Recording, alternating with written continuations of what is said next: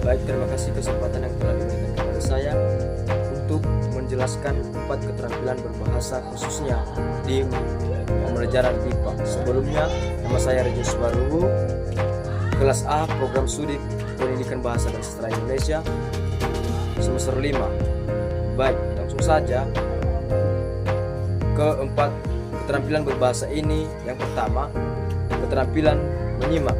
Yang kedua, keterampilan mendengar. Yang ketiga, keterampilan menulis. Yang keempat, keterampilan membaca. Baik, untuk yang pertama yaitu keterampilan mendengar. Tekniknya yaitu kita mampu berbicara, dan sebelumnya pembicaraan maupun objek lain yang ada di sekitar, kita harus mengetahuinya dengan baik dan sungguh-sungguh. Dalam keterampilan mendengar ini, yang perlu kita ketahui adalah, atau yang perlu kita ajarkan kepada orang, yaitu kita harus membuat dia senang dengan apa yang kita sampaikan kepada peserta didik. Salah satunya yang perlu kita sampaikan kepada peserta didik itu adalah, contohnya dalam mendengarkan sebuah puisi. Puisi tentunya banyak intonasi yang mungkin kita dengar dengan baik, dengan seksama, dan dapat membuat peserta didik khususnya di IPA ini menjadi tahu dan paham akan apa yang disampaikan dalam sebuah puisi tersebut. Berikut tentang keterampilan berbicara. Jadi keterampilan berbicara ini mampu berbicara dengan vokal dan juga mampu berbicara dengan baik dan mudah dipahami oleh orang atau penerima apa yang disampaikan oleh orang tertentu. Jadi petunjuk dalam mengajari keterampilan tentang berbicara ini yaitu, tentunya kita harus ada pihak lain untuk dapat didengarkan kita, yaitu salah satunya harus ada anggota atau peserta didik yang akan kita ajari dalam kondisi tertentu. Jadi dalam keterampilan berbicara ini kita mengawalinya dengan sapaan. Kita mengawali dengan sapaan, lalu tanyakan apa yang akan kita ajarkan kepada peserta didik. Contohnya kita menanyakan sesuatu, kemudian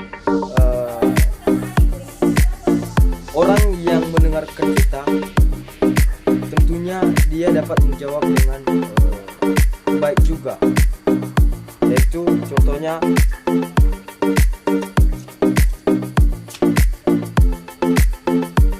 kita bercerita kepada sahabat, dan itu ceritanya agak ada yang mungkin cerita itu sedih, dan mungkin ada juga yang ceritanya menyenangkan. Jadi itulah proses untuk mengajari bagaimana keterampilan berbicara khususnya di IPA ini.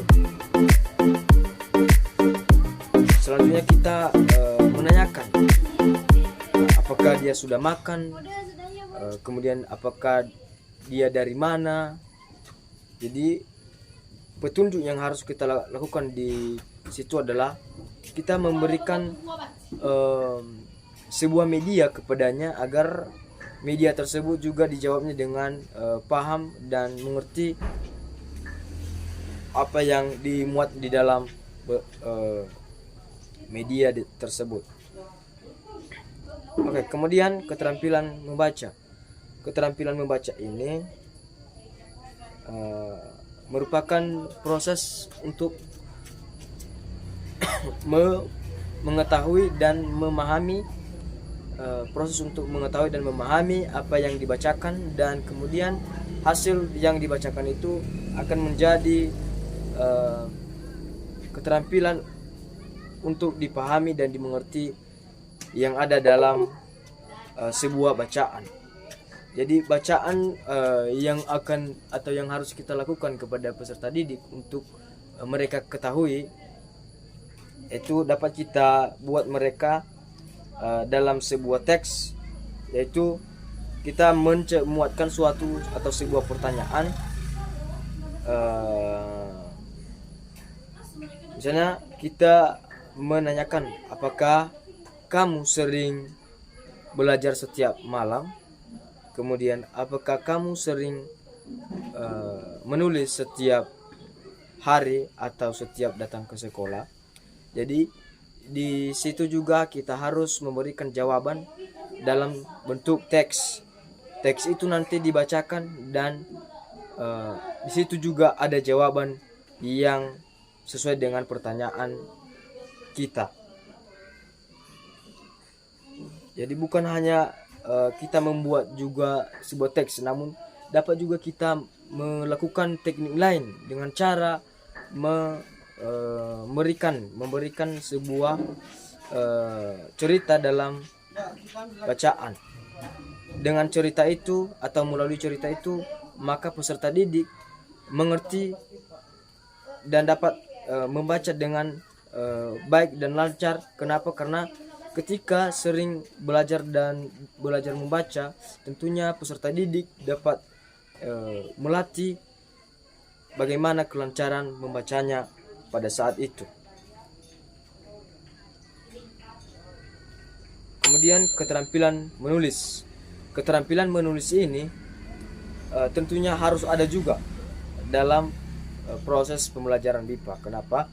Karena menulis pada umumnya adalah salah satu pedoman untuk menjadi yang terbaik dalam proses pembelajaran BIPA. Kenapa? Karena itu adalah dasar untuk melakukan suatu kegiatan proses pembelajaran pada saat itu. Jadi keterampilan menulis ini juga dapat kita ambilkan sebuah contoh, yaitu kita muat istilahnya sebuah cerita, dan cerita itu bukan cuman sebatas cerita, namun kita juga membuat suatu atau sebuah pertanyaan, dan kemudian kita memuat dengan menarik semenarik mungkin agar peserta didik juga akan memahami dan menuliskan apa hal-hal yang mereka inginkan dalam sebuah keterampilan atau yang kita muatkan dalam sebuah hasil daripada tulisan yang kita berikan. Dengan teknik lain juga kita dapat memberikan gambaran. Gambar ini berupa gambar lucu atau gambar apa yang bisa menjadi